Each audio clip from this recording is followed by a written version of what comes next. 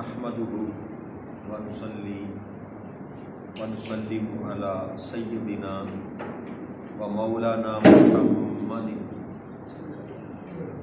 رسوله النبي الأمين المكين الحنين الكريم الرؤوف الرحيم اما بعد فاعوذ باللہ من الشیطان الرجیم بسم اللہ الرحمن الرحیم۔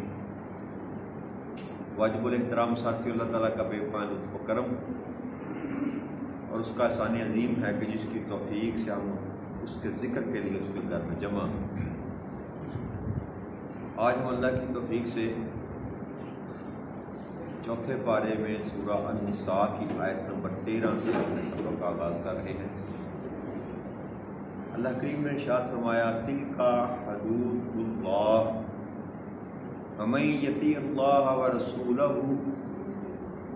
یدخلہ جنات تجری من تحتہا الانہار خالدین فیہا فذلک الفوز العظیم۔ یہ اللہ کی مقرر کردہ حدیں ہیں اور جو کوئی اللہ اور اس کے رسول صلی اللہ علیہ وآلہ وسلم کی فرما برداری کرے اسے وہ بہشتوں میں داخل فرمائے گا جن کے نیچے نہریں رواں ہیں، ان میں ہمیشہ رہیں گے اور یہ بڑی کامیابی۔ کل ہم نے جن دو آیات مبارکہ یعنی کہ 11 نمبر سورہ النساء کی آیت نمبر اور 12 نمبر، اس میں اللہ کریم نے وراثت کی تقسیم کے جو اصول تھے، جو طریقہ کار تھا، وہ بیان فرمایا۔ اس وصیت کو پورا کرنا جو ہے، جو احکامات اللہ نے وصیت کے مطابق دی، اللہ نے فرمایا کہ یہ میری حد ہے کہ جو حصہ جس وارث کا میں نے مقرر کر دیا اس حصے کو اللہ کریم نے اپنی حد قرار دیا کہ یہ میری مقرر کردہ حدیں ہیں۔ اب جو کوئی اللہ اور اس کے رسول کی فرما برداری کرے اسے وہ حصوں میں داخل کر دے گا کہ یہ جو حکم اللہ کریم نے دیا وراثت کی تقسیم کا، اس کو اللہ کریم نے اپنے اور اپنے رسول کی فرما برداری کے ساتھ کرا۔ مقصد یہ ہے کہ اللہ کریم نے کہا کہ یہ میرا حکم ہے اور جو کوئی اس کی نافرمانی کرے گا، فرما برداری کرے گا، اس کو مانے گا، جیسے میں نے کہا ویسے کرے گا، تو اس کا اجر میں اس کو کیا دوں گا کہ ان جنتوں میں اس کو داخل کر دوں گا جن کے نیچے نہریں بہتی ہیں اور وہ ہمیشہ ہمیشہ وہاں رہیں گے۔ اور یہ بہت بڑی کامیابی، یہ بہت بڑی کامیابی۔ اس آیت کریمہ میں بھی اللہ کریم نے اپنی فرما برداری کے ساتھ رسول اکرم صلی اللہ علیہ وسلم کی ذات کو بھی جوڑا۔ اب حکم اللہ کریم دے رہے ہیں کہ مال کی ایسے تقسیم کرنی ہے، لیکن جب فرما برداری کی بات کی تو رب کریم نے اپنے محبوب کو ساتھ جوڑ لیا کہ جو میری اور میرے محبوب کی فرما برداری کرے گا۔ حالانکہ حکم اللہ کریم دے رہے ہیں، لیکن کیونکہ حکم زبان مصطفیٰ سے دیا جا رہا ہے صلی اللہ علیہ وآلہ وسلم، اس لیے فرمایا کہ حکم تو میرا ہے، کہنے والا میرا محبوب ہے۔ اب میرے حکم کو میرے محبوب کی زبان سے سن کر اگر تم اس کی فرما برداری کرو گے تو میں تمہیں جنتوں میں داخل کر دوں۔ اور یہ وعدہ کو عام وعدہ نہیں، اللہ کا وعدہ ہے، یہ اللہ کا وعدہ ہے۔ اور پھر فرمایا کہ ان جنتوں میں جن کے نیچے نہریں رواں، شہد کی نہریں، دودھ کی نہریں، پتہ نہیں کس کس قسم کی نہریں، یہ نہریں نہیں ہیں جو ہمارے دریاؤں میں سے نکلتی، جنت کی نہریں۔ اور پھر سب سے بڑھ کر جو اللہ کریم نے یہاں خوشخبری دی فرما برداری کرنے والے کو، وہ ہے کہ یہ بڑی کامیابی۔ اب اس کامیابی کی سند رب کریم عطا کر رہے کہ جو اس طرح میرے حکم کی اور میرے محبوب کی حکم کی تابع داری کرے گا، وہ جان لے کہ اصل حقیقت میں کامیابی ہے۔ حقیقت میں یہاں تو صرف اللہ کریم نے وراثت کی بات کی نا، اور تلک حدود اللہ، یہ میری حدیں ہیں، ایک جز کی بات کی، صرف وراثت کی تقسیم، اس کو اللہ نے اپنی حد کہا، باقی بھی تو حدود اللہ ہے نا۔ یہاں اللہ کے جو اوپر آتے ہیں اس میں صرف یہ کیا کہ جو میں نے حکم دیا اس کے مطابق دولت کی تقسیم کر دینا۔ اب جو یہاں فرما برداری کرے گا وہ جنت میں چلا جائے گا۔ مقصد یہ نہیں ہے کہ صرف اس امر میں وفات فرما برداری کرے گا، بھائی جو فرما بردار ہے نا وہ فرما بردار ہے. جو یہاں جس سب سے زیادہ محبت انسان کی جو ہے وہ مال سے ہوتی ہے، اور مال ہی کی وجہ سے انسان جو ہے نا وہ تیزی ترازی اور چکر فریب جو کچھ کرتا ہے مال کے لیے کرتا ہے. تو جس نے مال میں اللہ کی فرما برداری کر لی نا باقی عبادات میں بھی کرتے رہے اور کرتا ہی ہوگا. یہ مال کی محبت جو ہے نا اللہ نے فرمایا تھا کہ یہ انسان کو شیطان کے نرغے میں دے دیتی، اور شیطان سب سے زیادہ کام بھی اس پہ کرتا ہے، مال پر. وہی لپاتا ہے انسان کو. یہ کار کوٹھیاں بنگلے یہ یاشیاں جو ہیں یاشی جو ہیں مال کے سبب سے ہی ہے نا، اور کوئی دوسرا سبب نہیں. دنیا خریدنی ہے تو اس کے لیے مال کی ضرورت ہے، اور مال کا یہ چکر ہے سارا جو اللہ نے کروایا کہ تمہارا باپ چھوڑ گیا تو اب تمہارا دل نہیں کر رہا کہ میں کسی اور کو بھی دوں. جی اب وہ بڑا ہے اس نے رکھ لیا. اور پہلے زمانے میں تو یہ تھا کہ جس کے پاس ہے وہ کہتا تھا بس میرا ہی ہے، لے سکتے ہو تو لے لو مجھ سے. اس بات سے منع فرمایا اللہ نے کہ مال بے شک تیرے باپ کا تھا، جو تیرا حصہ تو رکھ لے، جو باقیوں کا حصہ اس کو تقسیم کر دے، اور جیسے میں نے کہا ویسے تقسیم کر دے. تو اگر تو اس میں کامیاب ہو گیا تو سمجھ لے کہ یہ سب سے بڑی تیری کامیابی کہ مال کے مقابلے میں اللہ کریم نے مال کی چاہت مال کی محبت کے مقابلے میں اللہ کریم نے اگر اللہ کی فرما برداری کو اپنا لیا تو وہ کامیاب ہو گئے. یہاں اللہ کریم نے نماز کا ذکر نہیں کیا کہ نمازیں تو نے 5 پوری کر لی تو کامیاب ہو گیا، روزے تو نے 30 پورے کر لیے تو کامیاب ہو گیا. وہ فرائض میں شامل ہے، وہ فرائض میں شامل ہے. میں نے پہلے بھی آپ سے یہ شاید عرض کی تھی کہ اس کا کوئی تعلق نہیں ہے فرما برداری اور نافرمانی کے ساتھ. وہ تو مسلمان ہونا ہے تو نماز پڑھنی ہی پڑھنی، وہ پڑھنی ہی پڑھنی ہے. وہ جو اسلام کے پلر گنوائے جاتے ہیں نا، نماز روزہ حج زکات، یہ 4 پہلا جو کلمہ، یہ تو 5 بنیادی ستون ہیں. جب تک آپ ان کو پورا نہ کریں آپ مسلمان بن ہی نہیں سکتے. اب فرما برداری اور نافرمانی کا کام بعد میں چلتا ہے. جب آپ اسلام میں آ گئے تب اللہ کے احکامات کو ماننا. یہ فرق ہے، یاد رکھیے گا یہ فرق ہے. تو یہاں اللہ نے فرمایا کہ جو مان گیا اس کو میں جنت میں جگہ عطا فرما دوں گا. اور دوسرا فرمایا وَمَن يَعْصِ اللَّهَ وَرَسُولَهُ وَيَتَعَدَّ حُدُودَهُ يُدْخِلْهُ نَارًا خَالِدًا فِيهَا وَلَهُ عَذَابٌ مُّهِينٌ. اور جو کوئی اللہ اور اس کے رسول صلی اللہ علیہ وسلم کی نافرمانی کرے اور اس کی حدود سے تجاوز کرے اسے وہ دوزخ میں داخل کرے گا جس میں وہ ہمیشہ رہے گا، اور اس کے لیے ذلت انگیز عذاب ہے. ذلت انگیز اللہ کریم نے دونوں اینڈ دکھلا دی، دونوں باتیں بتلا دی. اب جو فرما برداری کرے گا اور حدوں کا دھیان رکھے گا، اللہ کی حدیں پھلانگے گا نہیں، اس کو میں جنت میں داخل کروں گا.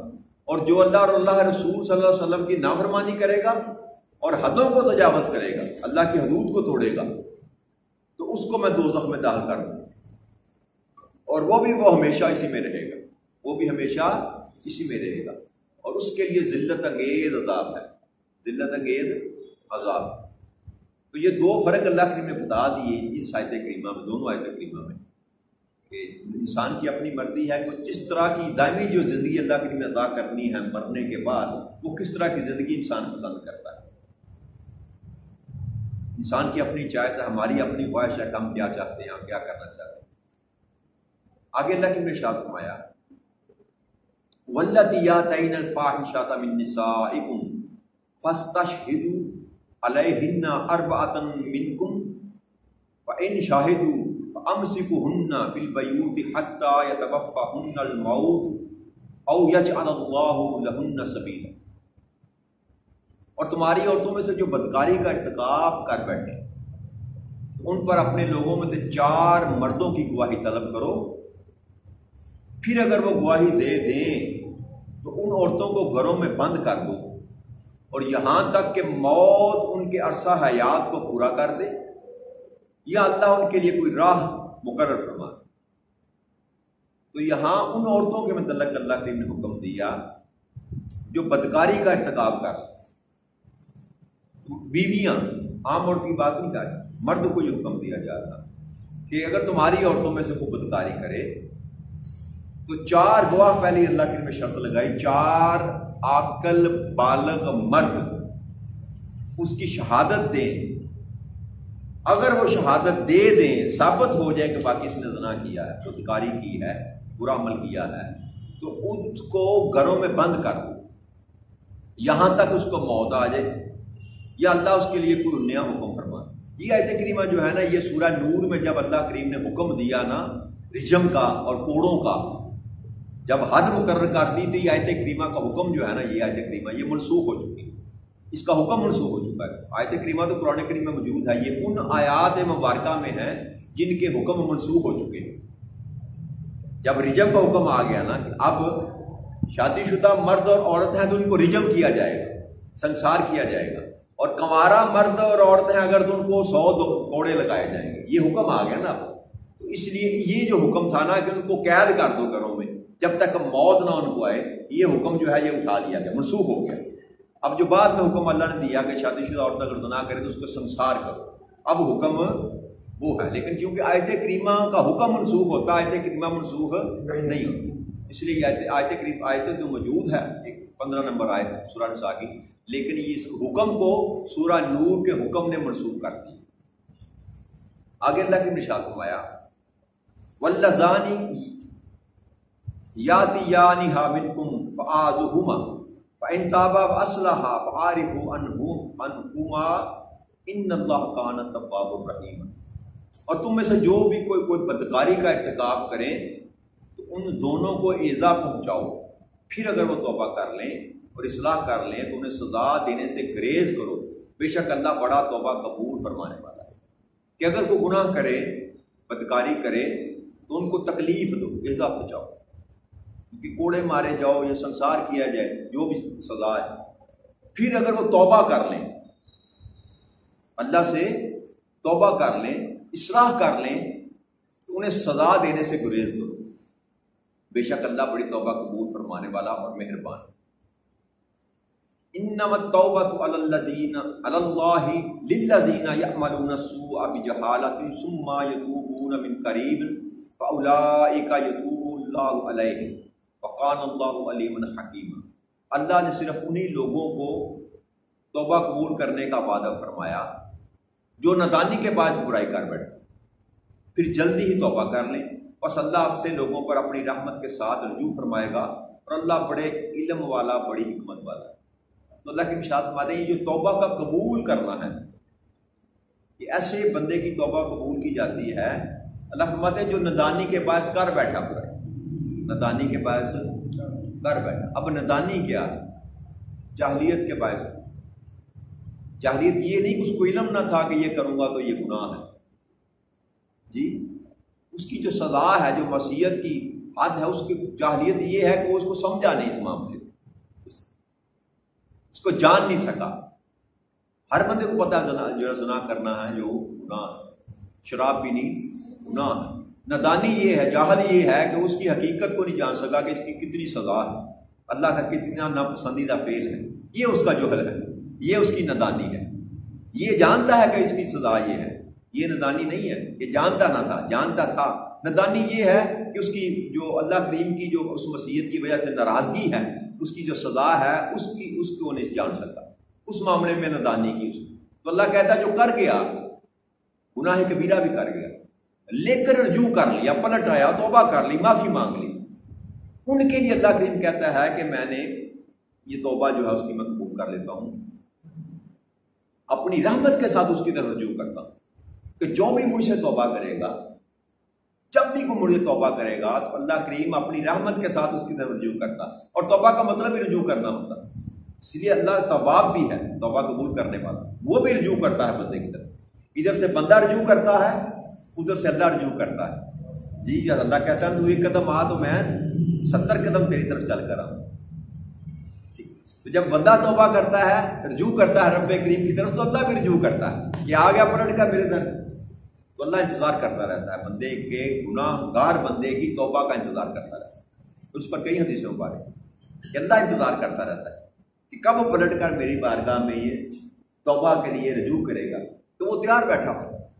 اور جیسے ہی انسان توبہ کرتا ہے اور سچے دل سے اور جھوٹے دل سے، یہ تو رب جانتا ہے نا، اس پر تو کوئی دو رائے نہیں ہے کہ بندہ سچے دل سے مانگ رہا ہے یا جھوٹے دل سے مانگ رہا ہے، وہ فیصلہ اچھی طرح جانتا ہے کیونکہ وہ دلوں کا راز جانتا ہے۔ تو جب سچے دل سے انسان توبہ کرتا ہے تو رب کریم کوئی لمحہ بھی نہیں لگاتے اس کو معاف کر دیتے. اللہ کہتا ہے میں رحمت کے ساتھ رجوع فرمائے گا، اپنی رحمت کے ساتھ. رحمت کا مطلب بھی یہ معاف کر دینا، اس پر رحم کر دینا. تو اپنے رحمت کے ساتھ اللہ کہتا ہے میں رجوع فرماؤں گا. اور اللہ بڑے علم والا، بڑی حکمت والا، اللہ ہر چیز کو جاننے والا ہے، ہر چیز کا اس کو علم ہے. اور یہ یاد رکھیے گا، یہ اوپر جو آیت کریمہ گزر گئی نا، 4 مردوں کی شہادت، میرے ذہن میں بات ایسے ہی بات کرتے کرتے آ گئی. اس کا مقصد اور اس کی حکمت پتہ کیا؟ اس کی حکمت یہ ہے کہ مرد ہو یا عورت ہو، اگر کسی بھی سبب سے وہ گناہ کر بیٹھے تو پہلی جو اللہ کریم کی اس حکم حکمت ہے وہ یہ ہے کہ ان پر پردہ پڑا رہے. 4 مردوں کی گواہی، یہ ناممکن حد تک جو ہے نا بات ہے، یہ ناممکن حد تک مشکل بات ہے. 4 عاقل بالغ مرد گواہی دیں گے تب حد لگی. حد کا معاملہ ہے نا، یہ تعزیر نہیں ہے، حد ہے. اور حد میں رب کریم نے 4 مردوں کی گواہی طلب. اور کئی فقہاء اور امام کہتے ہیں کہ اس حد میں عورت کی گواہی قبول نہیں کی جاتی. 4 مردوں. اور اس کی وجہ بھی یہ ہے کہ عورت کے اندر جو وہ کیا کہتے ہیں نفسیاتی طور پر جو جلاپا ہوتا ہے نا، اس سبب سے عورت گواہی دینے میں ڈنڈی مار دی. تو یہاں اللہ نے پہلے 2 عورتوں کی ایک شہادت لی جاتی ہے مرد کے مقابلے. اور معاملات میں 2 مرد ہوں یا 1 مرد 2 عورتیں ہوں، جی یہاں کیونکہ 2 بندوں کا معاملہ ہے نا، عورت اور مرد نے زنا کیا نا، اس لیے 4 گواہیاں مانگی. دوست کے لیے 4 گواہیاں جمع کی. یہاں نہیں کہا کہ 2 مرد اور 4 عورتیں ہو جائیں نا، مرد صرف مرد. اور حکمت بھی یہ تھی کہ نہ 4 مرد اکٹھے ہوں گے، نہ اس کی گواہی ہوگی، نہ حد لگے، اور پردہ پڑا رہے. پردہ اس لیے میں آپ سے کہتا ہوں میرے دوستوں اور بھائیوں، انسانوں کے گناہوں کی کھوج میں نہ لگے رہا کریں. اللہ کریم پسند نہیں فرماتے. وہ ستار الذنوب ہے، وہ انسانوں کے گناہوں پر پردہ ڈالنے والا ہے. اور یہ بھی پردہ ڈالنے کا ایک انداز تھا. کر انسان کی جبلت میں شامل ہے نا جی یہ برائی کرنا. تو اللہ چاہتا ہے کہ اگر کوئی کر لے تو پردہ پڑا رہے اس پر. اور پردہ اگر کھلے تو پھر یہ شرائط ہے. 4 عاقل بالغ مرد جب گواہی دے دے پھر حد لگ جائے گی، پھر سنسار کر دیا جائے گا. اور یہ زندگی اور موت کا معاملہ ہے. اس لیے اللہ کریم نے اس کو مضبوط جو تھا نا اس کی بنیاد ہے. ایسے نہیں اٹھ کر آیا اس نے کہا میں دیکھا جن گناہ کرتے ہیں تو پھانسی لا دینا، ایسے نہیں. 4 عاقل بالغ مرد. اور اس لیے یہ آیت کریمہ جو ہے نا یہ ہمیں سبق دیتی ہے کہ ہمیں لوگوں کے گناہوں کی کھوج میں نہیں رہنا چاہیے، درگزر کرنا چاہیے، درگزر کرنا چاہیے. تو ہم تو ڈھونڈ کے نکالتے ہیں نا جی، وہ فلانی ہے جی تو فلانی ہے جی. یہ بہت بری بات. یاد رکھیے خدا کی عزت کی قسم کھا کے کہہ رہا ہوں، یہ اللہ کا کلام ہے، اللہ کے گھر میں. اگر رب کریم میرے پردے اٹھا دے نا، یہ جو میری عزت بنی ہوئی ہے نا، یہ 100 کارڈ جو میں معزز بنا، خدا کی قسم آپ میری شکل پر تھوک گئے جس طرح گناہ گار میں ہوں. یہ اس لاجپال کی مہربانی ہے کہ اس نے میرے سارے عیبوں پر پردہ ڈال کے مجھے معزز بنا رکھا. یہ اس کا کرم ہے. ورنہ ساری زندگی میں ولایت کے درجے پر تو نہیں رہا نا، میں نے بچپن بھی گزارا، لڑکپن بھی گزاری، جوانی بھی گزاری. یہ اس کا کرم ہے. اور یہ ہر ایک بندے کے ساتھ یہ معاملہ ہے. اگر وہ انسانوں کے پردے اٹھا دے، کوئی کسی کو منہ دکھانے کے قابل ہے. تو جب اللہ کہتا ہے کہ میں پردے رکھنے والا ہوں تو یہ سبق انسان کے لیے بھی ہے کہ آپ بھی پردے رکھا کریں. اگر آپ کے پاس کسی کی بات آ بھی گئی نا تو اس کو اچھالے مت، اس کو اچھالے مت. وہ مسلمان آپ کا بھائی ہے یا مسلمان آپ کی بہن ہے، کلمہ وہ ہے نا جی، کلمے نے آپ کو جوڑ رکھا ہے. اور رشتہ داریاں چھوڑے ہیں کہ نہیں ہے، تعلق ہے کہ نہیں ہے، برادری ہے کہ نہیں ہے. بھائی ایک تعلق تو ہے، وہ تعلق اتنا مضبوط ہے کہ جس کی گواہی قرآن بھی دیتی ہے اور حدیث بھی دیتی ہے. یہ مسلمان کا بھائی ہے، اس کی گواہی خدا بھی دے رہا ہے اور مصطفیٰ بھی دے رہا ہے. اس سے بڑھ کر کوئی اور رشتہ نہیں ہے. آپ اپنے ماں کے پیٹ سے آئے، میں اپنی ماں کے پیٹ سے آئے، لیکن اللہ کریم نے گواہی دے دی کہ تم دونوں بھائی ہو، تم دونوں. اور اس نسبت سے ہر عورت جو ہے وہ ہماری بہن ہے. تو بھائی اور بہنوں کے پردے یہاں نہیں کیے جاتے. اس سبق کو پلے باندھ لیں کہ اگر آپ کی نظروں کے سامنے اگر کوئی برائی کر بھی گیا، کسی کا کوئی عیب ہے، کسی کی کوئی برائی ہے، تو اس کو اپنا بھائی سمجھ کر، اپنی بہن سمجھ کر اس کے پردہ پوشی کریں. اور آج اگر کسی کا آپ پردہ پوشی کریں گے تو اللہ قیامت کے دن آپ کا عیوب کو چھپا لے گا، آپ کو شرمندہ نہیں کرے گا، آپ کے عیبوں کو لوگوں کے سامنے نمایاں نہیں کرے گا. اس پر توجہ دیا کریں, کوشش کیا کریں. ہم میں یہ بیماری ہے کہ ہم معاف نہیں کرتے کسی کو. بات مل جائے تو بیٹھے میں کہتے میرا مطلب ہے, میرا مطلب کسی کو تکلیف پہنچانا نہیں, ویسے میں اصلاح واسطے گل پہ کرنا. بابا اصلاح جو ہے وہ اندھیرے کمرے میں کونے میں بیٹھ کر چھپ کر کسی کی جاتی ہے, علیحدگی میں. محفلوں میں بیٹھ کر اصلاح نہیں ہوتی, محفلوں میں بیٹھ کر بےزتی کی جاتی ہے اور فلانا جی پہ کرتا سی یار, اس کو اصلاح نہیں کہتے. لہٰذا یہ برائی ہے معاشرتی, اس کو بھی ہمیں ختم کرنے کی ضرورت ہے. اور یہ غیبت بھی ہے, یہ غیبت بھی ہے. غیبت اسی کو کہتے ہیں کہ کسی کے اندر برائی پائی جاتی ہے, اس کی غیر موجودگی میں آپ ذکر کر رہے ہیں اس کا, اس کو غیبت کہتے ہیں. غیبت یہ نہیں ہے کہ وہ برا نہیں ہے تو آپ اس کو برا کہہ رہے ہیں, نہ, وہ بہتان ہے. غیبت یہ ہے کہ ایک بندہ شرابی ہے اور آپ اس کی غیر موجودگی میں کہہ رہے ہیں یار وہ شراب پی رہا تھا, اس کو غیبت کہتے ہیں. تو آقا نے فرمایا وہ ایسی ہے جیسے اپنے مردہ بھائی کا گوشت کھانا, اور قبر میں اس کا بہت بڑا عذاب ہے غیبت کرنے والے. اس لیے بچیں ان باتوں سے, ان باتوں سے بچیں, بلکہ یہ نیکی کمانے کا سبب ہے. آپ کے پاس کسی کا عیب آیا, کسی کی برائی آئی, آپ نے اللہ اور اللہ کے رسول کو راضی کرنے کے لیے اور بھائی جان کر اس کے عیب کو چھپا لیا, تو اللہ کریم آپ کے درجات بلند کر دے گا. ایک تو اپنے برائی سے بچے, اس کا اجر علیحدہ آپ کو ملے گا. ایک آپ نے اللہ اور اللہ کے رسول کی فرما برداری کی, اس کا اجر آپ کو علیحدہ ملے گا. جی, تو اس لیے کوشش کیا کریں, لوگوں کے عیبوں پر پردہ ڈالنے کی کوشش کیا کریں, یہ اللہ کو بڑا پسند ہے.